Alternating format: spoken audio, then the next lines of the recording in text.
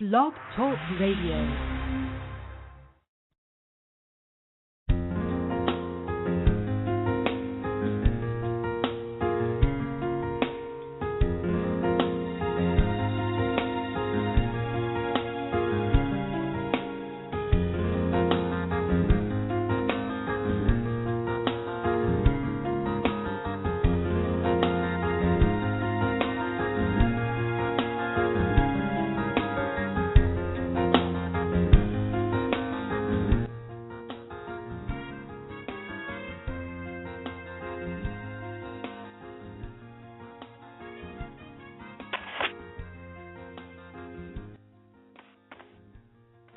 Hello, everyone, and thank you so much for joining us today. I'm Ellen Scobie, your co-host for today's show, and Dr. Kathryn May is here with us today.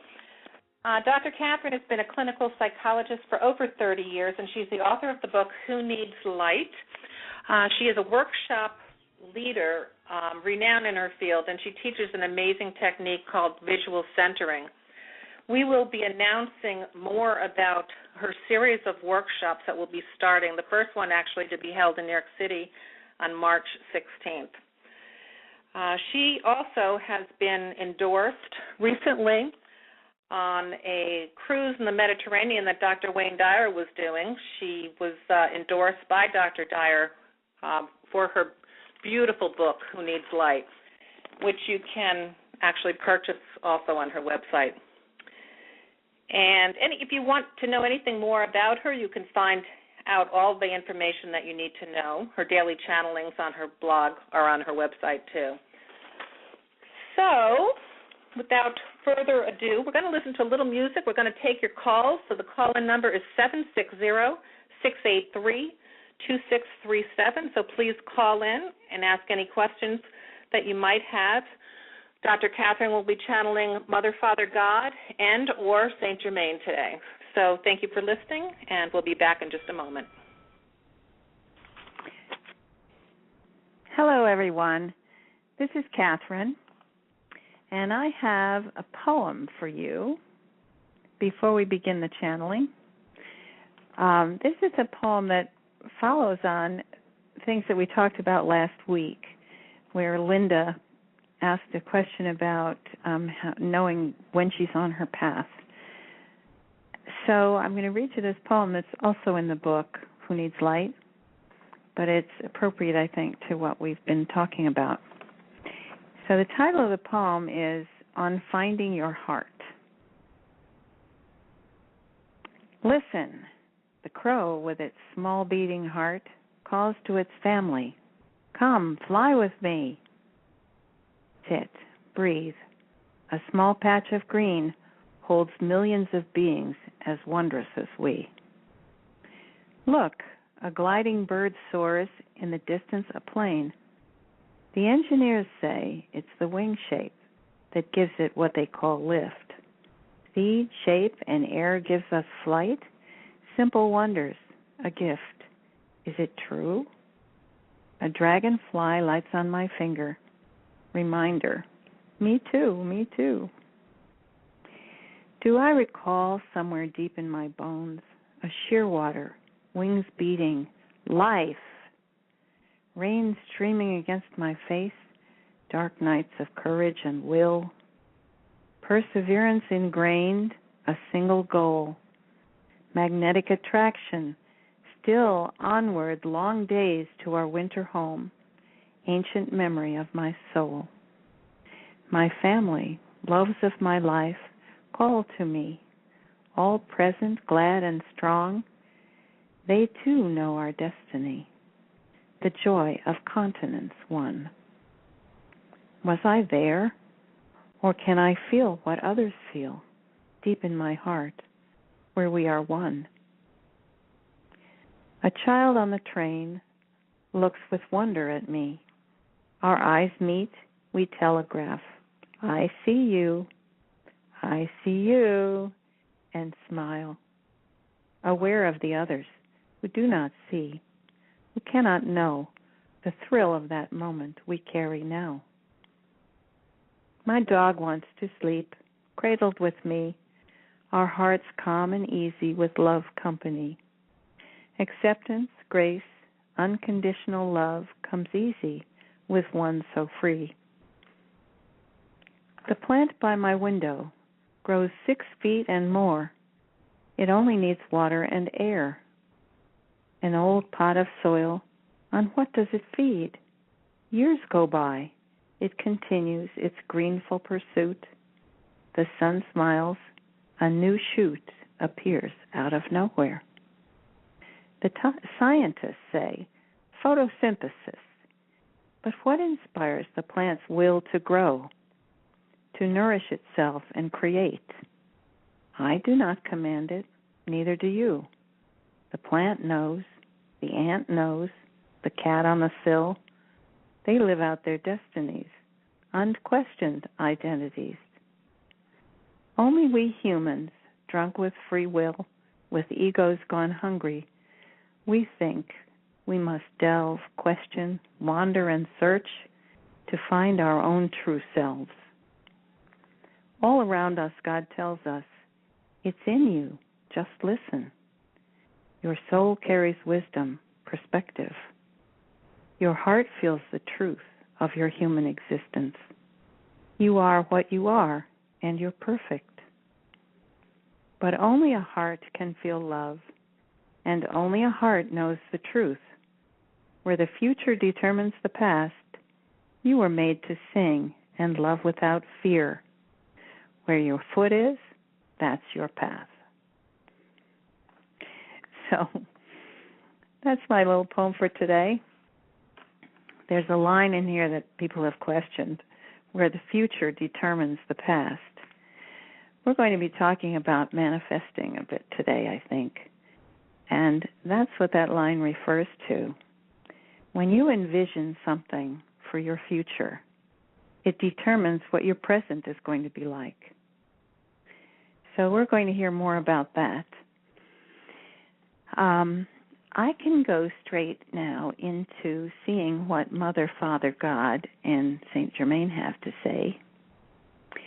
So I will be leaving you, in a sense. I will step aside and let Mother, Father, God speak. They will do a little introductory talk for you, and then we'll have some music and we'll open the lines for people to ask questions. So everyone, please call in. As you're listening to the show, I'm sure there will be questions that will come up for you. Don't be shy. Call in. Last week we had some wonderful questions that brought remarkable answers. So I hope everyone will not be shy. The guest call-in number is 760-683-2637. And when you call in, Ellen will talk with you and let you know when your turn will come. So unless we have any other announcements, I see that Ellen is holding on the line, so she'll be there for us when I finish the channeling. So let's go now to see what Mother, Father, God, and Saint Germain have to say today. I got a little preview where they said that they would be talking about politics and manifesting. So I think we have some interesting things in store. So I'm going to step aside now, and you'll be talking with, I believe it's Mother, Father, God who's coming first. Okay. Hello, my children. Yes, this is Mother, Father, God speaking to you. We are delighted to be here with you. It's so exciting to us to be able to talk with you this way. And hopefully lots of you will call in and ask us questions, and then we can speak with you ourselves. So today we want to talk about some interesting events going on in the world today.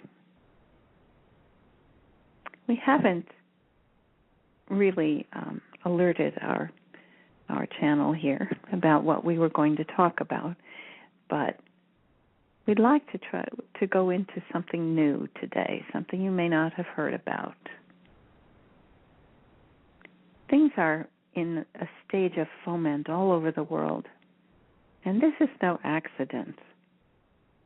We have sent waves of energy to planet Earth. Some of you are familiar with the transition that took place on December 21st and beyond. Those energies continue. Your sun, the great sun that warms your planet, is sending energies. Some people call it sunspots, but it's more than that. The energies that are now bombarding your planet not only keep you warm and help things grow and create the cycles of night and day, they are also sending a special sort of energy we call plasma, which has an effect on your DNA. The scientists have found that there are strands of DNA that they are puzzled by, since it seems to have no use or is dormant. Well, it's no longer dormant. You are being changed, even as we speak, by the energies that are flowing across your planet. And this is as it was intended. You have come to the place in your development as a planet where Mother Gaia has already ascended, is moving toward higher dimensions, and where you are being encouraged to ascend as well, to keep up with her. Now, what does ascending really mean? What it really means is opening your heart, increasing your dedication to love, unconditional love, to being of service to others, and to being in contact, in deep connection with us and with all your other fellow humans on the planet, and being able to see that. There have been eras in your development where things became pretty dark on the planet. The last 30 or 40 years have been one of great separation from any kind of spirituality for many people. Even those who call themselves religious lost touch with being able to really listen and talk with us, being able to make intimate connections. We're delighted that that is shifting, and now so many of you are reaching inside your hearts, inside your souls. You're reaching to make connection with us, and we hear you. We sense it. We see your light, and we respond with great love. And we're not alone. We have wonderful masters and teachers and guides who are there to help you as well. One of them is our dear Saint Germain, we're going to leave plenty of time for him to talk today because he has some very interesting things to tell you. But in the meantime, let's just give you a little update about what's happening in the world of politics. We dictated a lecture, a story yesterday to Dr. Kathryn to post on her blog. It was about why we're so interested in the politics on planet Earth. And I think if I give you a brief explanation, you'll understand. We are very interested in democracy. We're interested in seeing the great wave of freedom that's taking place on your planet come to fruition, because this is our way. We've talked about the true way. The true way is understanding equality, is understanding love and companionship, the companionship of all the beings on your planet, and you see that's the way it is in what you call heaven. When you come home here, home to us, after your time on Earth, what you will find is democracy. So we're only trying to help you to achieve on Earth what already exists in what you call heaven. So, yes, we're very interested in the politics, in the freedom movements that are going on across your planet. There are fits and starts, yes. It may seem as though a movement has died and then suddenly it ignites again. You're going to see that happening all across the globe. You've seen it in the Middle East, the Arabs, what they call the Arab Spring. That was not an accident. That was a prelude to the energies coming on December 21st. There are people there whose hearts are opening, who are igniting to the truth that all human beings deserve to be free, not under the yoke of some despot or some slaveholder or even some elected official who is misusing their power to abuse others. Across the globe, there is an awakening. And you in the United States and Canada and the Western world are going through another awakening process, similar to what happened during the revolutionary times in the 1700s. You're all becoming newly aware of the issues, of the concepts behind your way of life. That's very important. Educate yourselves, dear ones. Understand what the concepts really mean. What does socialism mean? What is communism? We have a surprise for you. We must tell you, we were behind the process of helping to institute what you call communism as an experiment in the great Eastern blocs. We had hoped that it would help to free the people from hundreds of years of domination by monarchies and despots. Unfortunately, it was an experiment that was quickly usurped by the Dark Hats, who decided to turn what would have been freedom for all into slavery. So it didn't work out very well in the long run, but there were great lessons learned. So you're probably aware that your democracy, as it was established by the Founding Fathers in the 1700s, that it was a project that was blessed. Our dear Saint Germain was there, helping to write your Constitution. And there are stories about a mystery man who appeared on the balcony and urged the Founding Fathers to sign, both when the Declaration of Independence was written and when your Constitution was finished. He gave an impassioned speech to encourage the signers. Put your names on the paper, gentlemen.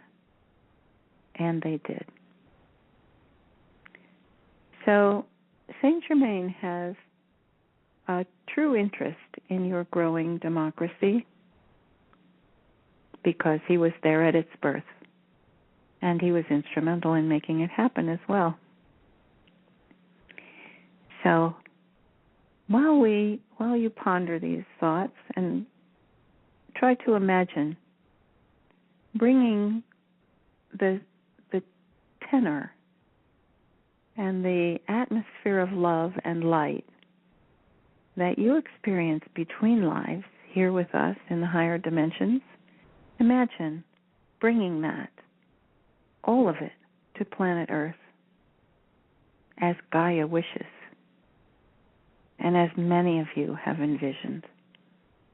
Now we give it words. Create your world. Create your lives on Earth as it is in heaven. And you will have joyful and happy times. Now we're going to turn over the floor to Saint Germain. And he'd like to tell you something about his manifesting abilities and his plans. Are you there, Saint Germain? Yes, he is. All right. We will talk with you next week, everyone. And call in so you'll have your questions for us. We'll be here to answer them. Now, go ahead, Saint Germain. Thank you, Mother, Father, God. Yes, of course I'm here. I'm delighted. And this show is becoming more and more fun as people call, as Dr. Kathryn and her co-host Ellen are becoming used to our requirements. We've given them quite a challenge here, but they're learning it masterfully and having a good time at it as well, so we're delighted with that. Now I'm going to tell you some secrets, and I'm delighted to tell secrets because it's been such a long time. I spent a very long time on planet Earth, as Mother, Father, God have said. During the times of your revolution, during the French Revolution, the times in England and across Europe when the world was in foment, the last time, I was there. And because there were not the same kinds of television and internet and cameras available, I was able to slip in and out of countries, travel across the globe, contacting one monarch and then another, negotiating without anyone really keeping track of who I was or where I was. I kept my identity rather secret because I didn't want for anyone to keep track of my travels. It would have seemed very strange for them when they, and just recently people are discovering this, if they had found that I had been around for 150 years or so, it might have disturbed people. It might have attracted attention that I did not wish to bring to myself. But now, some of you are ready to hear these kinds of things and not be completely shaken by them. Yes, I did live a very long time on Earth and could come back if I chose to, but my work is done there. I have turned over the current processes to those on the boots on the ground, as we call you, who are helping to make our plans and our wishes and our actualities come true. Now, I'll tell you a little bit about what I did while I was there. I traveled about a great deal, and people were not aware that I was actually a gem collector.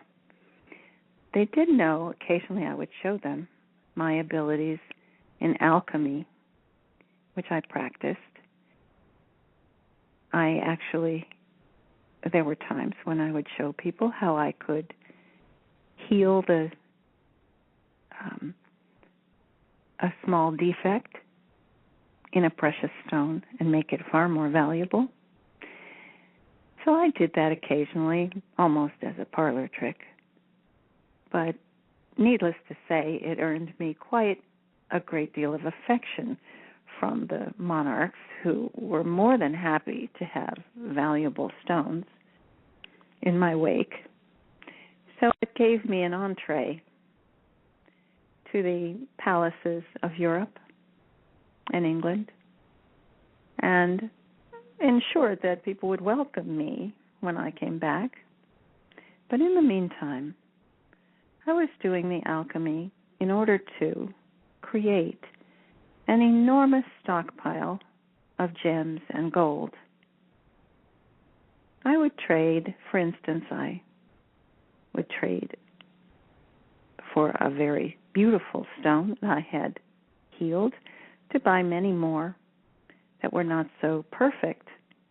I would then recreate the stone in its most glorious state, and those stones became the foundation for a magnificent trust, an enormous pot of money, gold, jewels, which over the years I accumulated. And even for a time, I went to live in Tibet with the monks, the beautiful monks who live there. And during that time, I practiced the alchemy and created the huge storehouse that has become what we now call Nasara. This is the trust fund that I created while I was there with the help of certain very reliable families who agreed to protect and keep secret this wonderful storehouse for the time that I would let them know that now we will dispense the riches that are there in the storehouse. And they are there, my children, for every one of you. Your lives will be enriched. You will find yourself with joy and pleasures surrounding you, the likes of which you never imagined. I do not mean that everyone will be given dollars in great numbers, or that everyone will have the biggest house or the most luxurious car. That is not the purpose of this fabulous fund. The purpose of it is to raise the consciousness and the living standards and the happiness of every human being on earth. This means, of course, that we will begin with those who are most in need. There will be no hunger under my watch. Mother, Father, God have blessed this project and wish to see their children of planet Earth no longer suffer, no longer be enslaved under the yoke of the powers that be, as we call them, the dark hats who have taken over power on your planet. We have not intervened until now because that is our command. But you're raising your consciousness. The planet is shifting, and it is time now for us to bring you the benefits you have so richly earned and that you have always deserved. We will begin with what you call nonprofits and organizations that are doing wonderful work in the fields of healthcare, education, and the arts.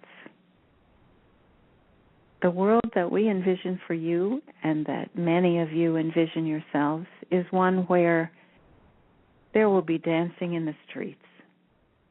There will be wonderful concerts and events taking place that will be free for everyone. This is what brings happiness and joy. Celebrations with your neighbors, block parties, if you will. Events in the parks, in the public buildings, in the railroad stations. Everywhere there will be celebration and richness. All kinds of music, all kinds of art will be supported. and you will begin to see healing processes, techniques, the best of what exists around the world will be gathered into centers for innovative practices. You will no longer will have to submit to the whims of insurance companies and poorly funded hospitals and doctors who have been educated in the disease model, who cannot foresee health and wellness. There will be a great re-education campaign to make it easier for everyone to be healthy and strong and happy. And the riches that have been held in trust for you will begin that process. It will not be the only source. Once these ideas and inspirations begin, there will be so many people wanting to take part, wanting to contribute. It will be like a river, and everyone will benefit. You have an amusing expression about the rising tide will lift all boats. Well, we will start to increase the tide a bit, but you, creators, you will take over. You will create a world that will be the heaven on earth that you have always dreamed of. And now, I'm going to turn over the line. I believe that there are questions. So let's talk with Ellen. Yes, thank you so much, Mother, Father, God, and Saint Germain. It's just amazing. What great information and just wonderful. We have some callers on the line. I thought we would take just a short break, listen to music for just a half a minute or so as the callers are calling in right now. And then we'll come back and take our first question. Thank you. Okay. Here's our music.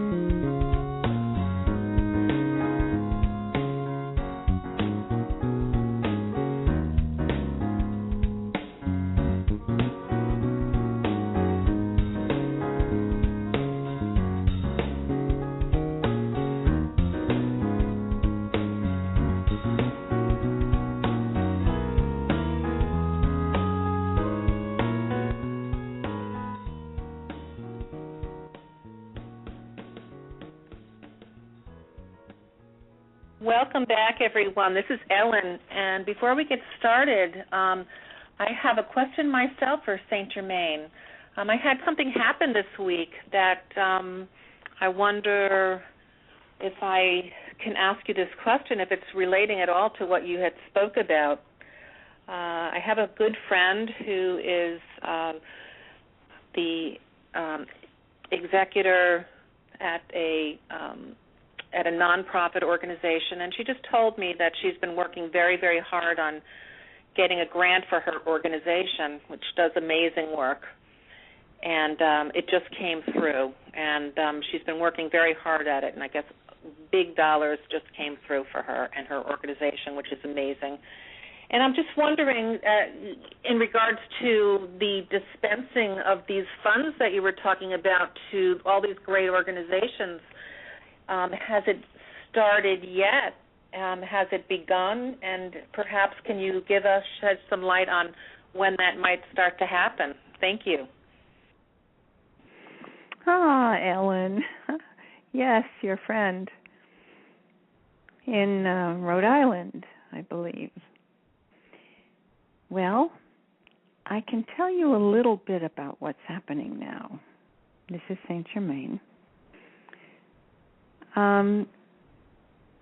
We have not yet begun to actually disperse the dollars, but that does not mean it has not already had an effect. Many people are beginning to hear about this fund. We've leaked the information, you might say. And as more and more people begin to look forward to a time of abundance, it has a very interesting effect on the psychology. People who used to think in terms of, oh, we'll never have enough money, we'll never be able to make this work, the government's broke, everybody's broke, nothing good is going to happen.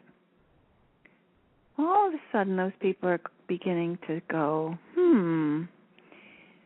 well, perhaps there is magic. Perhaps there is hope. Perhaps we can apply for the funds. Perhaps they will even be granted.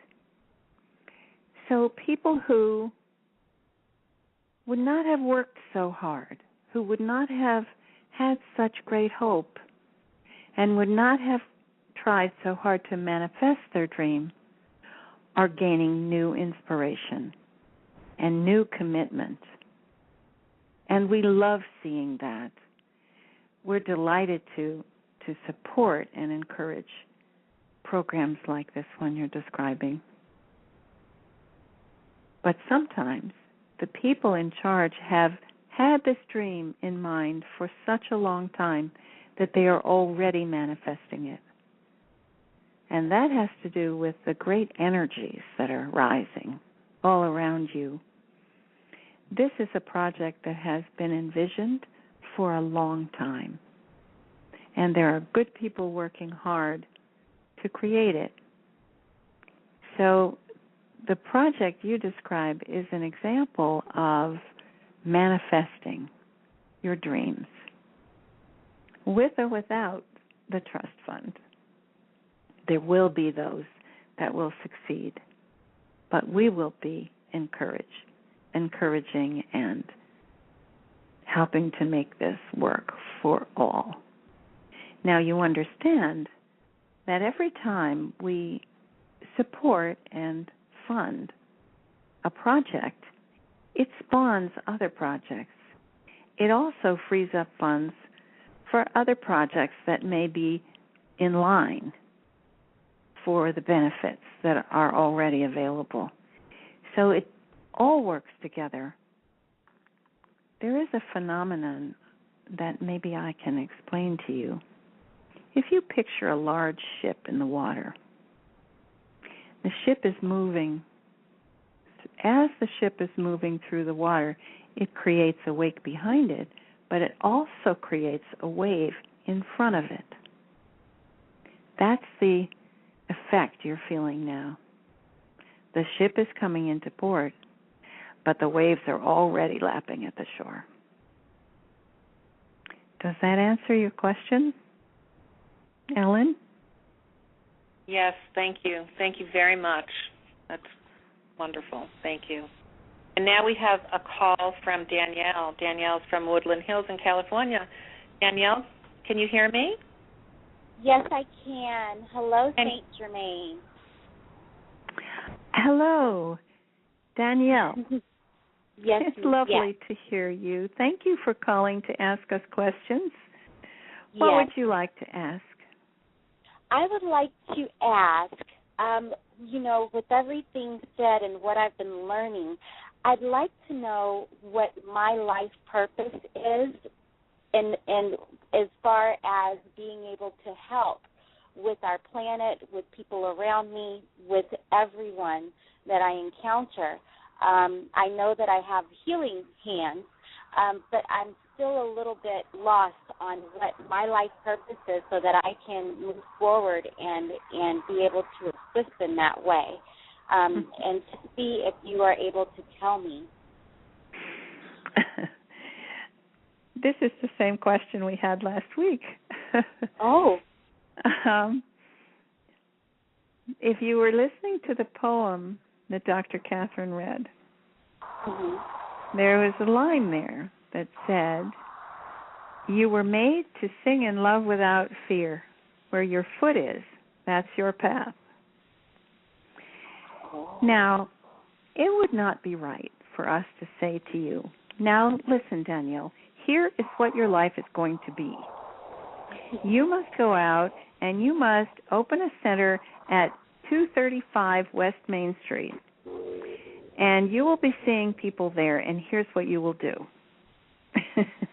That would not be fair, because a life path is about discovery, is about learning to look inward. Oh, I'm sorry, not path, purpose. Purpose. I didn't mean purpose, path. Yes. Well, it's often used the same. Your purpose in life is to be who you truly are, your authentic self. That is your primary purpose in life. That is all our purposes. And that's what we're here for. So your purpose is to discover within yourself what your greatest powers are, what your strengths are. And your inclination is already to want to heal and to want to help people. But sometimes people get confused between the idea of their purpose in life and what their job will be. Your purpose in life doesn't necessarily have anything to do with the work that you do. For some people it might, but generally it's important for those of you in Western cultures to learn to separate those two things. You don't have to earn money at doing the thing that is your purpose in life. If you are a healer, then heal. Don't wait for the sky to open. If you have healing hands, there are people who need your help. Offer it. Our purpose is always to be the best that we can be, to use our gifts and our skills in the service of helping others. No more, no less. And how you go about that will change and evolve as you grow, as your life progresses, as people come into your path. You will find the answers to your questions. Your purpose in life is to be the best Danielle that you can be. And by doing that, you will raise the level of vibration, of spiritual connection, of love around you. And if you do that, you will have fulfilled your purpose in life. Does that answer your question? It surely does. It surely does. Oh, very, very much. Okay. Thank you, Danielle. Yes, thank you for sharing your knowledge and wisdom with all of us. Oh, you're very welcome. Bye-bye. And namaste. Bye-bye. Namaste.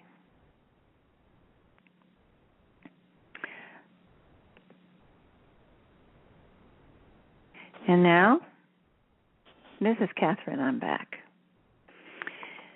I'm going to put the music on for a moment, and I will check in and see what else we have in store.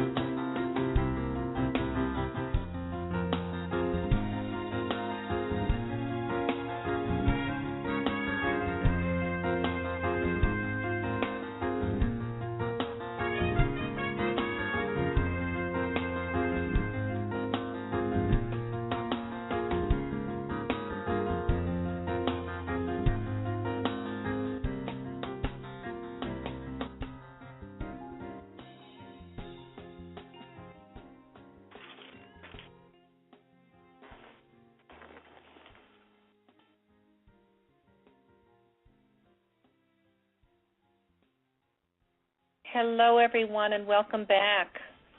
Well, it's been a wonderful hour shared together today, and Dr. Kathryn and I just wanted to give you some information on some upcoming workshops that will be happening. The first one will be in New York City on Saturday, March 16th. So if anyone is interested in learning more about that, you can go to Dr. Kathryn's website. Let me remind you, that's www.whoneedslight.org, and you can follow Dr. Kathryn's daily channelings there, and her book is also available, and any workshops that are coming up, there will be all the information that you need right there. So now I'll just turn this over to Dr. Kathryn, and thank you so much all for being here. It was a pleasure spending this hour with you, and hopefully we'll see you at one of the upcoming workshops. Dr. Kathryn? Yes, thank you, Ellen. I wanted to give people a little information. We had a caller who was apparently calling in but kept getting cut off. So maybe next time. And those of you who have questions, you can see now how we go about this process. So feel free to call in next time and ask your questions. All right, I'll tell you a little bit about the workshop that I will be doing on March 16th in New York City. I teach a technique called visual centering. It's a method that I learned over a process of about 30 years studying with a man named Amos Gunsberg. And I am the only person he trained who is practicing this technique, as far as I know. So I will be teaching this to a smallish group in New York City, probably a maximum of 10 people, maybe 12. We could do 12. So make sure you sign up, as soon as possible if you're in the area and you feel you can come. Here's what it's about. There is a video either on YouTube or on my website that describes what visual centering actually is. I'll just give you a brief thumbnail to introduce it. It's a process by which I teach volunteers and clients to learn balance and clearer visual focusing by literally working on clearing the channels in the optic nerve and in the visual circuitry to clear the way to move back into your optimal centers, your center of operations in your adult brain, leaving behind the pockets and blockages that have been put in place in childhood, which most of us have experienced. In doing this, as you clear the channels in your brain and along the optic nerve, you literally learn to change the way you see the world. So that's a brief description of what it's about. There are a number of videos online that you can watch where I'm working with other people. But first, watch the one where I present the description and the background of what visual centering is. So those are available for you online. I also do Skype sessions to teach this process. But it's fun to come to a workshop. The camaraderie and the encouragement of others in the workshop is really makes it a good time. So the March 16th workshop will be 10 to 4, and I will post the address and the details on the website. So that's my announcement for today. There will be other workshops coming up for those of you who are around the country. I will be planning others later on in probably England and perhaps some South American countries. But for now, we're going to stick with the U.S. in the near future. Ellen, do you have anything else you want to add? Well, I'd just like to say that it's really, really worthwhile to go to your website to look at the actual people doing the visual centering process. You can actually see the change occurring, and it's pretty remarkable. It's a technique that Dr. Kathryn has taught me and that I'm continuing to practice, and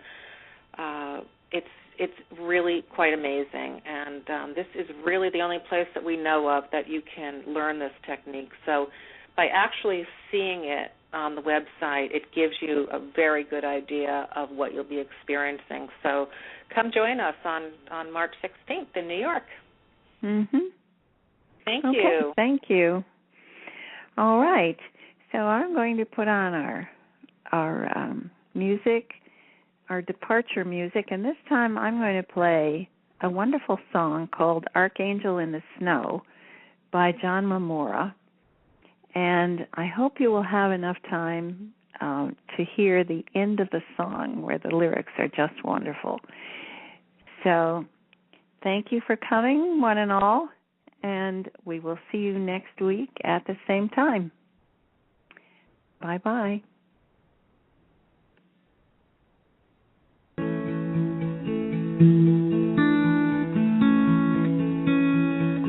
It was after midnight, moonlight on the snow.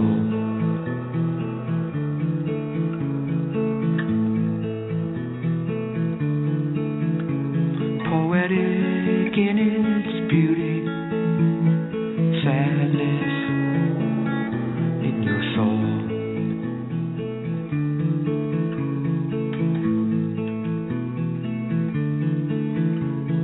You asked of the moonlight, make this darkness go.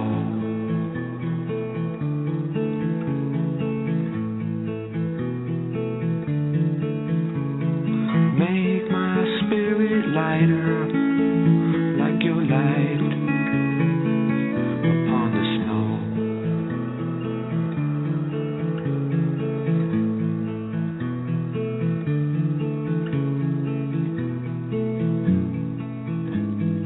Angel,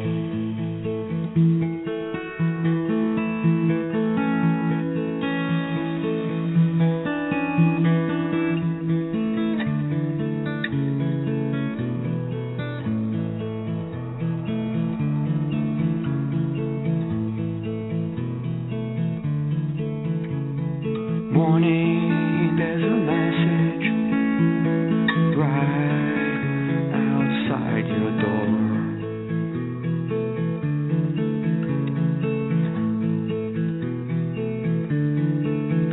In poetry's emotion, only moonlight walk before.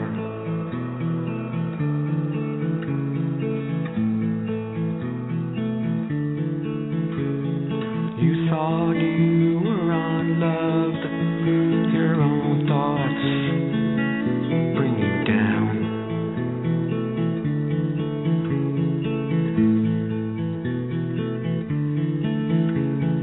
You sought help above, but your answers on the ground.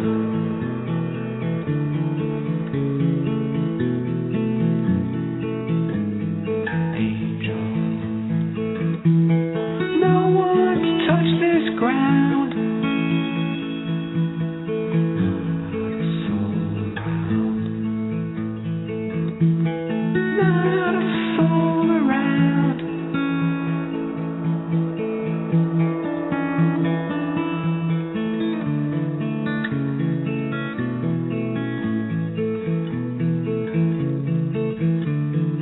Someone's paid a visit